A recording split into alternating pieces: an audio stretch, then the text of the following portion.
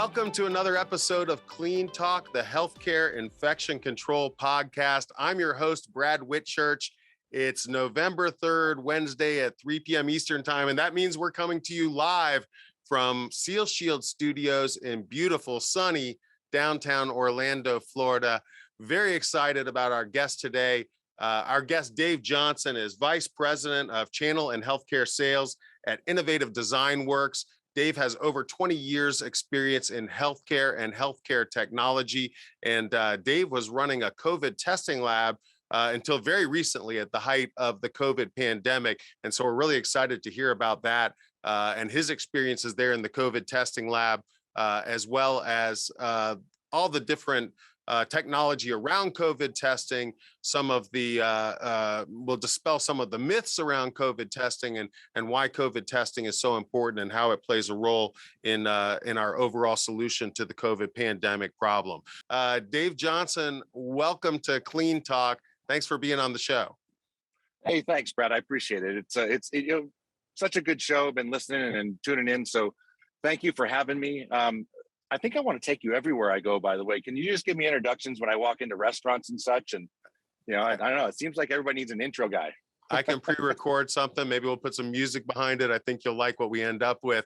But today, we want to talk about your experience in COVID testing. And before we get into that, Dave, what more can you tell us about your background and why you're on the show today? Yeah, no, I appreciate it. So as you said, over 20 years in predominantly in healthcare sales. So doing a lot of technology sales from ergonomic products. For instance, at Innovative Design Works, where I am now, we make innovative ergonomic products for all sorts of applications. So we adapt technology to users as opposed to users having to adapt to technology. So, in looking at what you guys have done and all the antimicrobial, the infection control, we do the same thing. We actually build it into some of our products, into the plastics, because it's such a hot topic now. And my experience with COVID last year was a little crazy. There's no doubt about it, but infection control being the top of everybody's minds these days. Well, it is. And that's one, I guess you could say maybe a silver lining to COVID, that it has brought more awareness to infection control issues. And as you know, Dave, and many of our listeners are aware, hospital-acquired infections have been really a quiet epidemic for long before COVID. And now, as we know, the CDC has reported that for the first time in a long time, hospital-acquired infections are back on the rise as a result of COVID and how it's taxed the healthcare system. Yeah. An important part of our COVID response is COVID testing. And certainly before we had the vaccine available, all we had was COVID testing, quarantining, and masks. I'd love to hear about your experience in the COVID testing lab. And first of all, why did you get into that? What made you decide to get involved with the COVID testing lab early on in this process? It's funny. It's one of the questions that everybody's asked me. Here I am, the CEO of one of the largest COVID labs in the Southwest. And people go look at my background. They're like, oh, you were selling healthcare products and working with ergonomic companies for many, many years. How did you get into COVID testing? It's a crazy story. And it's funny, as I was looking at some notes for the call today, I wanted to have a good idea of, what I wanted to talk about. And it made me uncover some things that I'd forgotten about. We have to look about what is all of our response. And as I go through my career in healthcare sales, I always was like, I hope there's a hospital somewhere where there's a brain surgeon saving somebody's life. And I did my part by selling a piece of equipment in there. And it's like, what do I really add to, I don't want to say society, that's too big of a word and I'm too small of a guy. But, I tend to be a consumer. I want to give back. And when I'm looking through what got me into the testing world is if I go back to February and March of last year, we're all kind of confused. COVID's out there. I remember being on a flight and sneezing in late February, and you would have thought that I jumped up to try to take over. And so we're all in a very different place. And I wanted to give back in some way too. What is my responsibility in a pandemic? What is my responsibility as a citizen of the world? And one of the harder things to look back on was I found some pictures as I was going through some notes. My dad got COVID in March of last year, and he's in his 80s and has dementia.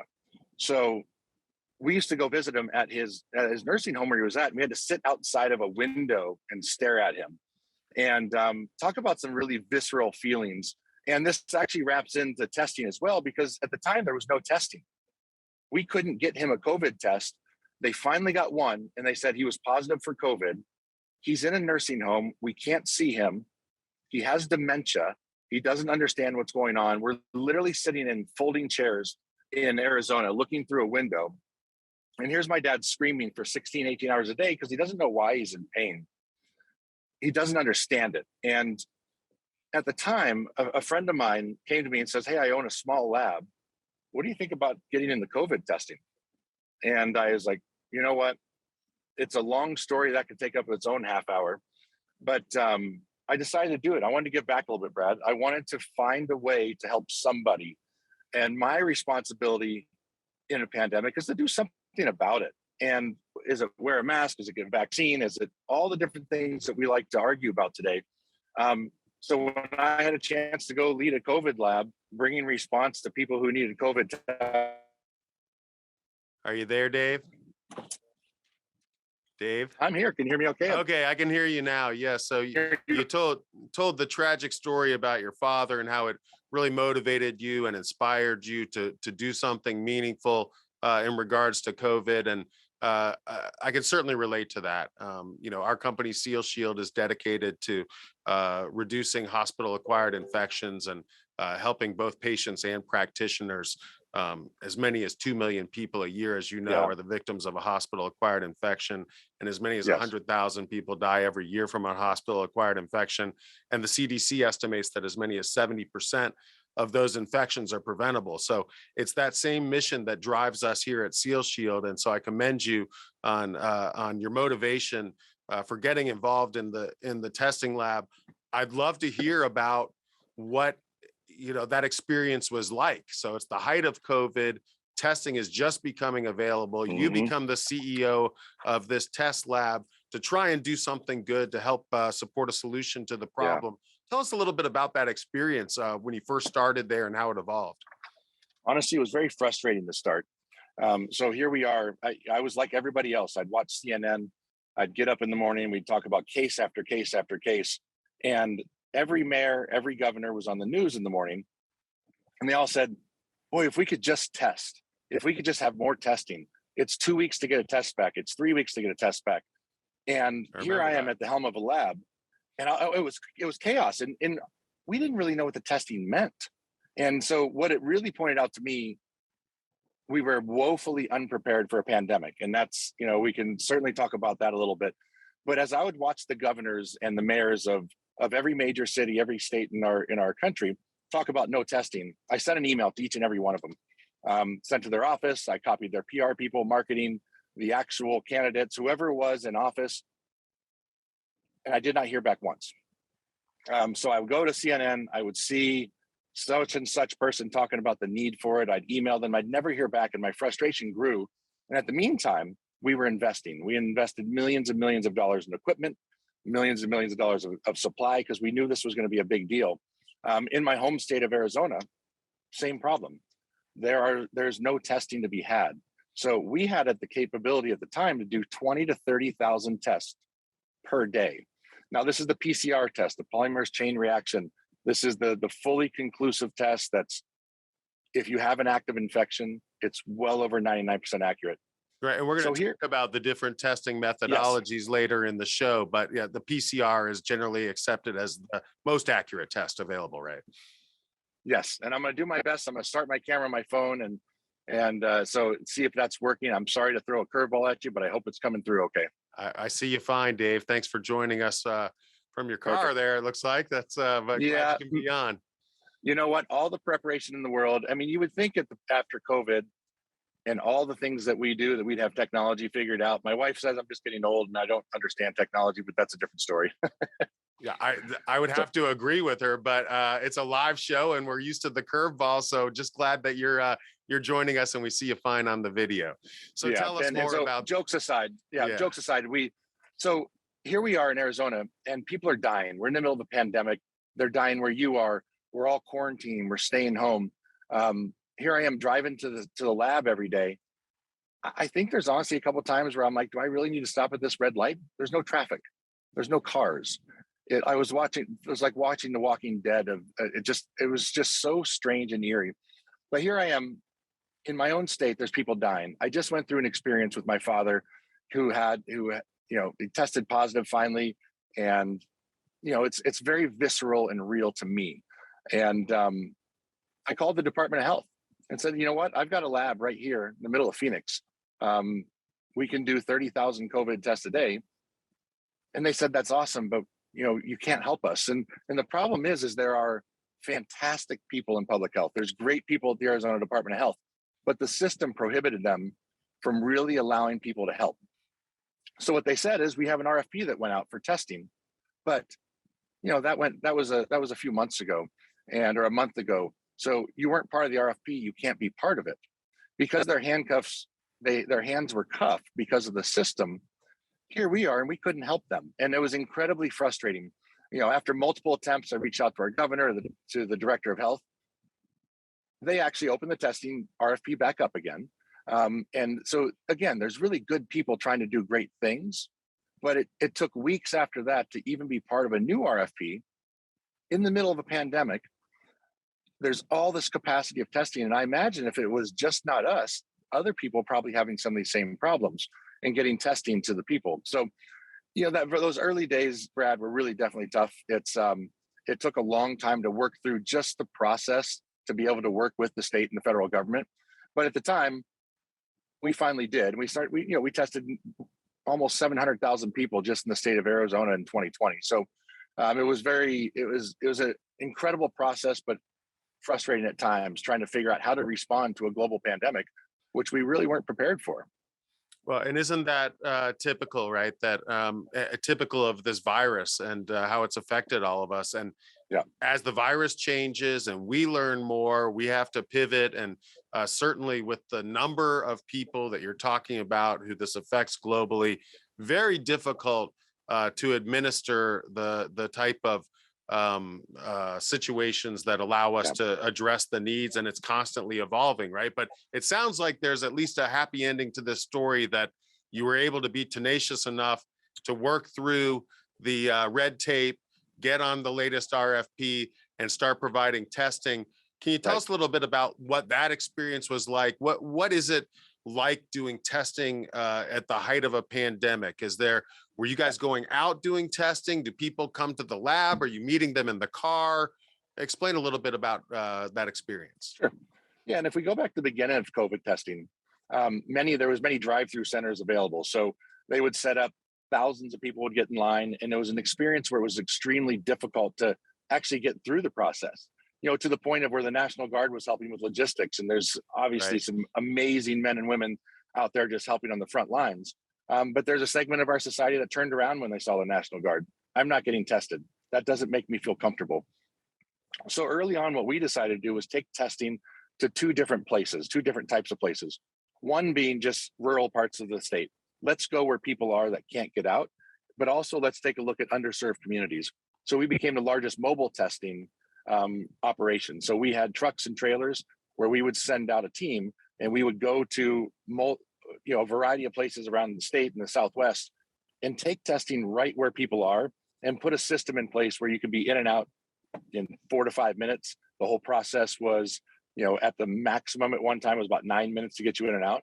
And then we were getting results back in about 24 hours, which was at the time was incredible.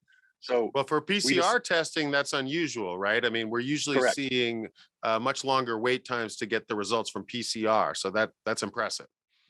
Well, it was a focus. Like, what is the goal? What is our role of a lab in this pandemic? What is our role as a public or a private organization to try to help?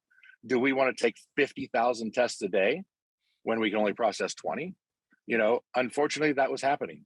And our attorney general had to step in place here also with a couple of other labs and talking to organizations. There got to be a point where people would take business and just not have the capacity. And then they tried to farm it out behind the scenes. So what we did is we only sold what we could produce. That was it. No more, no less. Let's go ahead and have something that's clinically important. Let's get some real valid information. Because if I give you a COVID test today and you get your results in a week and a half, and you've been walking around for a week and a half, and you're asymptomatic, you don't know you have no idea you have it, now we're infecting people. So 24 hours, that's reasonable. A PCR test, the whole process is about 6 hours or so on lab equipment. And the rest is logistics, getting it to and from the sites, moving it around. But we decided to make sure that we help people and get results back quickly, because what's our actual goal in this? Help each other. My role, and one of the reasons I did it, is see if I could help people and try to, if I save one life, and I don't even like saying it that way, to be honest, but if I feel like I helped one person, but if I could save a life, that's pretty awesome. As a longtime business guy, I want to help people. Yeah. And again, I can relate. We've all worked for lots of companies during our careers. And there is something special about having a powerful mission where you feel like you're contributing to something important. And so I commend you on that. And just think that's just awesome that you got involved in this. Tell us a little bit more about the COVID testing experience. You've gone to some of the underserviced communities, some of the rural communities. I thought it was interesting you mentioned that the National Guard has stepped in to help out, but then some people felt uncomfortable about the National Guard. What do you mean by that? Can you explain that? Yeah, very specifically, there are people that are uncomfortable in general with, let's say authority, but then here in Arizona and in many states, we have a lot of undocumented people. Gotcha. There was concern that that's what the point was. We're trying to also, while you're getting this COVID, because if you go back to early, there was so much information. And part of what's fascinating about our talk today is the misinformation and information. It's all mixed together. So I got to go get a test. And then you show up and the National Guard's there and you're undocumented. It's probably not your favorite, your favorite thing to do. So we had communities of color here in Arizona that weren't getting tested. And here I am, I went and got tested early and right before I joined the lab, and here I am in this drive-through and looking around, and and there's a Tesla over there, and there's a guy in his BMW over there, and that wasn't the point of it. We need to find all people, and I will commend the state of Arizona for what they did. Is they just required us to test people. They wanted to make sure and made it very clear that that's what our goal was, is to help the health of Arizonans, and that was awesome, and I appreciated that. But early on, what seemed to be a great idea in helping people, it turned off some people too. So we wanted to get into those communities and go help them. Well, I think that's great, because obviously COVID is colorblind, right? And so we need to make sure that we're protecting everybody as much as we can, because we're all susceptible to interactions with each other. There's no borders. Which is why, we've implemented these social distancing and quarantine policies. And I tell you who's great at social distancing. My kids are great at social distancing. They don't even call me. So they're pretty good at that. But I'd love if I could share a video, I would, but me and technology, let's not even go there. The very first week of homeschooling, I took my kids to the park. So I did music and I also did PE. So my wife would do the other classes, and we put a full agenda for the kids. And I've got a video of my son, and I was putting on Facebook. I'm like, hey, day one of PE, and I'm the PE teacher, and he trips and face plants. And I'm like, so from social distancing, supposed to try to have them do music and PE at the same time. I think that was the problem. You can't have him singing Happy Birthday. High jump with a tuba. Okay, yeah, that's maybe rethink that next pandemic. So now he's social distancing, won't let me teach PE anymore. So they just hide in the room. Well, you mentioned Dave that you're trying to do something good for society, but you hesitate to say that because you're a small guy. You and I both know you're not a small guy, right? So I think that may be part of the camera problem. We couldn't get a camera big enough to get you on. I think you're listed as 6'8", but I've been around you and you look all of 7 feet to me. Are you fudging that number? I think I'm officially 6'9", but with the lifts in my shoes, it gets me up to about 7 feet. So I like to feel tall. Well, you're a big guy and certainly a big man for helping out during the COVID pandemic. I would like to talk a little bit about the types of testing, right? Because there's a lot of different types of testing out there. And now we're coming out with mandates for employers for vaccination and or regular testing. Right. I'd love to sort through some of that. Tell us about the testing that you did at your lab. You mentioned the PCR testing. Was that the only kind of testing you did? And maybe you can tell our viewers a little bit about what type of tests are available and what the difference is, at least in the most general sense, for them to understand. No, absolutely. And I'll put my asterisks in here, which you knew I was going to have to. I'm not a medical, I'm not trained. I'm not a doctor. I'm not a scientist. I just happened to be around it a lot, 16 hours a day, 7 days a week for a while. You tend to learn a little bit. So there's a lot of misinformation out there. There's also a lot of information out there. The hard part for us is, how do we wade through that? How do we understand what's best? And I was on a call last year. I was put on a panel to talk about COVID with some healthcare experts, some business experts. And they asked me, what's the best thing that you can do in the middle of COVID? How can you actually help each other? Just try, do a little bit, wear your mask if you can, social distance if you can, wash your hands 1 or 2 times extra if you can. And not get into testing, test if you can. There's misinformation about testing is the hard part. So PCR is you're looking for the infected piece of DNA. It's been around for a long time, and it's a way we can find the COVID-19 virus. But it takes time. It takes 6 hours to run it in the lab. It was taking 24 to 48 and sometimes 2 weeks just to get the testing back. So many other tests came in also. In terms of testing, PCR is the 100% most conclusive for an active infection. Now, that's great. If you're actively infected, technically you're contagious. But that's not necessarily true, because PCR is also extremely sensitive. In the case of my dad, he tested positive for 2 months, although he was probably only contagious for 2 weeks or less. But he still had the antibodies and he had the DNA that the PCR was detecting, right? Right. You could see just a trace of the infected DNA for that PCR test long time after you're contagious.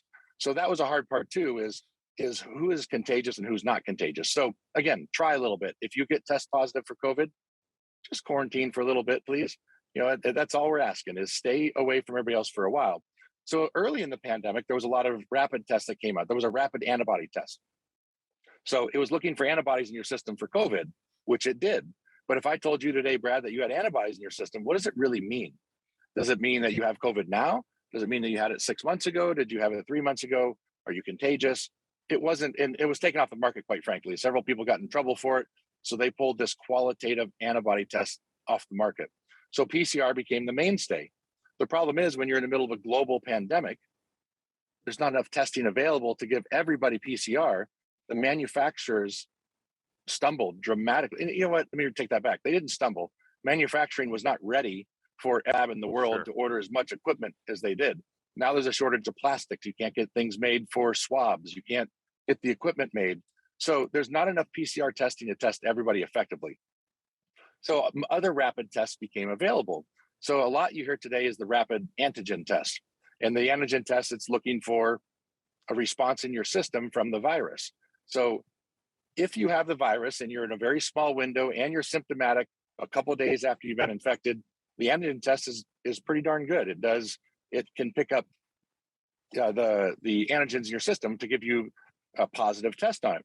Where the antigen's bad is if you're asymptomatic, you have no symptoms, and you have COVID. At the time, we did a study with the CDC. That test was under 35% accurate. So no symptoms, but you're positive, and you take this rapid antigen test, and it's right 3 out of 10 times. So at surface level, that sounds terrible, but it's better than doing nothing. So back to my whole do something. Take a rapid test. If you take 2 rapid tests, then it's actually more conclusive, because the more you take, the more you're weeding out the bad results. So a lot of times you see people who did antigen test on this rapid test. If they're positive, then they go get a PCR test for an employer to make sure they're positive. Sure. The likelihood from a scientific point of view is, if you're positive on the antigen test, you're very likely positive on PCR. Where we need to check is who is negative on the antigen test, and double check with PCR. But there's no clear definition on that. There's no clear information on it. So still, PCR testing, hands above. If you want to find out has an active infection, get a PCR test. But some of these rapid tests definitely have a place in the workforce and getting us back to some sort of normalcy. But it's going to be a conjunction of multiple tests probably to help you out. Well, I'll tell you, there's going to be an increasing need for the rapid tests in the workforce because of the regulations coming out requiring testing for non-vaccinated people, employers of over 100. We have gotten here at SealShield an in-house rapid test, which is supposed to be, according to Mayo, the most effective or a rapid test. But that's our policy. If you're at the office and you find out that you were exposed to somebody who had COVID, you take the rapid test and go home and get a Right. PCR test, right? And then Yep. you've got that confirmation. I'm sure most employers and our viewers here, if they haven't, if their workplace hasn't adopted some type of procedure like that, it's coming. So we're going to see a Yeah. lot It more has to come. testing in the marketplace and in the home and in the workspace. So going to be very interesting to see the innovation around the rapid tests Yeah. and then always confirm with the PCR test. Let's talk a little bit about the antibody testing, because I think people Sure. get confused. Now, we had on our show a couple of weeks ago, Dr. Chad Roy, and he talked about the benefit of antibody testing to see that if you still have a valid immune response to either the virus or to the vaccine. Talk Yeah. a little bit about qualitative versus quantitative, because you mentioned the quantitative test. When it comes to antibody testing, why is that important? Sure. Well, a qualitative test is yes or no. Think of a pregnancy test.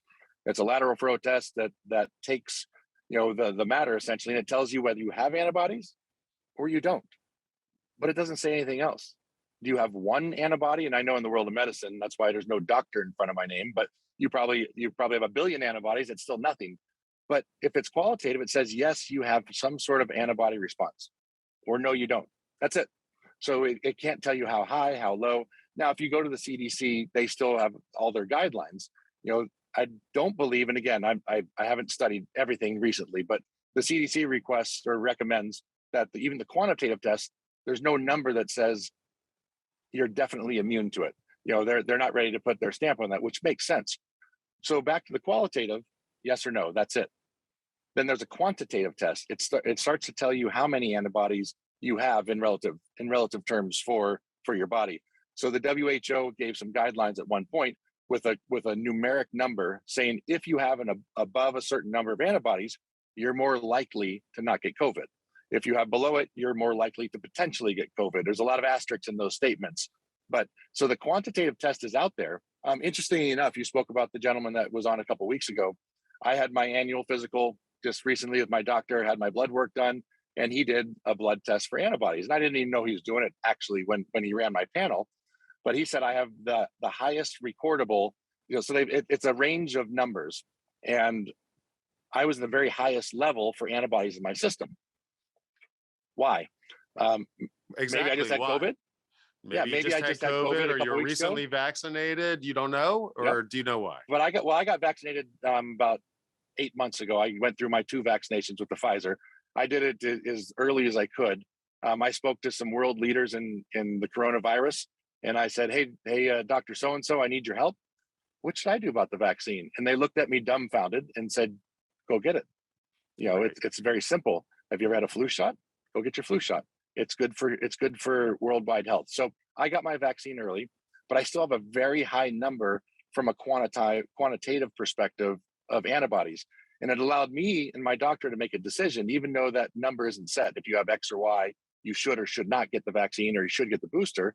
He says it looks like you potentially wouldn't need the booster yet because you still have a lot of antibodies in your system. So having a number assigned to it, it allows, especially for our most at-risk people, the at-risk population, if they say your antibiotic response after taking the vaccine is next to nothing, that could suggest that they get the booster right away.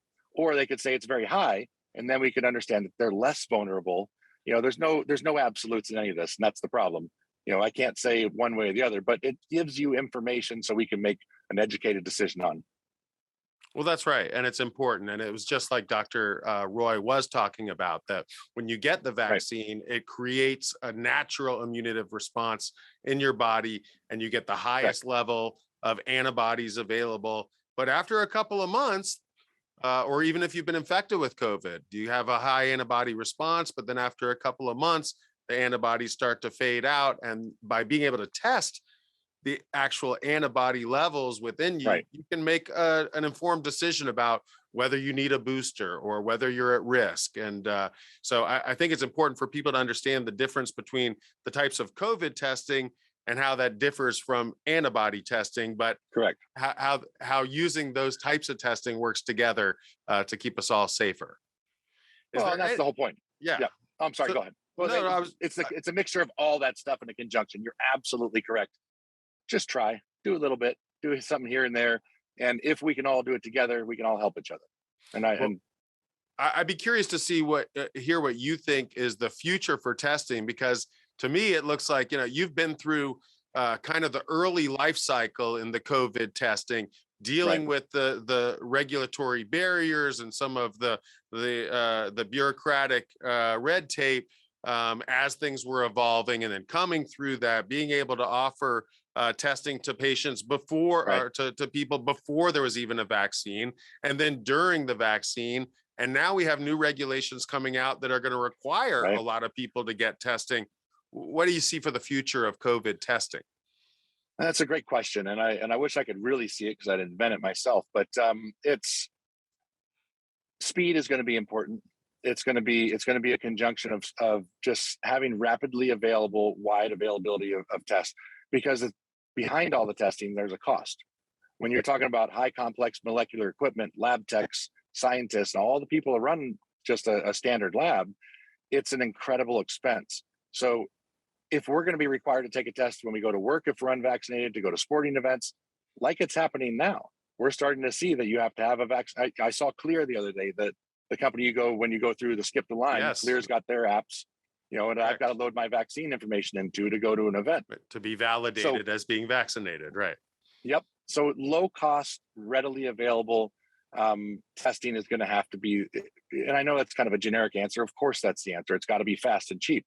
But I have seen some pretty cool technology of people that were starting to do some things late last year that it could be very low cost. You could actually have an app on your phone that you could test some saliva or some blood, prick your finger and get some information. Again, far off science, nothing close.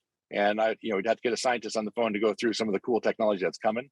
But it's definitely going to have to be a mixture of rapid, back to the conclusive PCR testing. But PCR testing is also getting faster. They have different devices that can be put on site now, and the cost is coming down. So it's going to be an economy of necessity. And our world business leaders are putting tons of money and effort into doing it. But it's going to get faster, and it's going to get cheaper, and it's going to have to get more conclusive at that fast rate for it to be really clinically meaningful. Well, we're going to be having more and more individual testing, just like you said. We have a future show coming up. Our guest will be Clinton Beelan, and he is a testing scientist, and he's going to tell us about his invention called Salvis, which can actually detect specific pathogens, including COVID, from the air. So then that'll give us more of an environmental response, certainly in healthcare, where we play a role that's going to be critical in the future of the healthcare systems. That's coming up on a future podcast for Clean Talk. Dave, is there anything else that you can share with our audience today in conclusion, either about the benefits or the strategies around COVID testing, or if you'd like to tell us a little bit about more what you're doing at Innovative? Yeah, a little bit of both. I hate to say it again, just try, from a testing perspective. If you can't hear my voice, well, if you don't know me, you don't know my voice normally sounds like. I've got a cold right now. I don't have COVID. But when I found out I was sick, I took a test right away. I want to know. I've got a stepson at home who has a father who has stage 4 cancer. I don't need to give it to him to give it to his father. I don't need my kids to give it to somebody. So just trying. I took my COVID test, don't have it. My son took a COVID test last week when he wasn't feeling well. He just had a mild cold. And I said, hey, bud, for school today, he's in 6th grade. I'm like, just make sure you're wearing your mask. It's like, okay, Dad. Puts his mask on. I mean, what a different world we live in. So from a testing perspective, if you're feeling sick, it's worth getting the test done. It's worth just doing the right thing for each other. And then from an innovative perspective, what we're doing, it's nice to be back where I'm in what I'm comfortable in doing over 20 years and getting back to the people I love, like you guys. And, been a partner of SealShield for a long time. And I'm really excited to work with the team again. And I'm back to helping people. Well, it's, what, at the end of the day, the beginning of the day, the middle of the day, this isn't a hobby. We're trying to make money doing what we do. But for what you guys do and what we do of bringing health to caregivers is incredibly important, because if we give better opportunities for our caregivers to be healthier, more ergonomic in a less infection prone environment, guess what? They get better care. And there's such a big, key, critical part about it. As we found out over the last 18 months, they were put more in the spotlight than before. So providing tools, what you guys do and what we do at Innovative with our ergonomic carts and our height adjustable tables and all the different things we do to give caregivers a comfortable workspace gives better care. And hopefully we never have to deal with something like we did with last year at that scope. But if it does, we need these people to be ready, and we need to make sure that we're ready to have a really concise public-private response next time. Better outcomes for patients and practitioners. And you've brought it up a couple of times, Dave, and my philosophy on this. I astounded that we could be so ill prepared for this pandemic.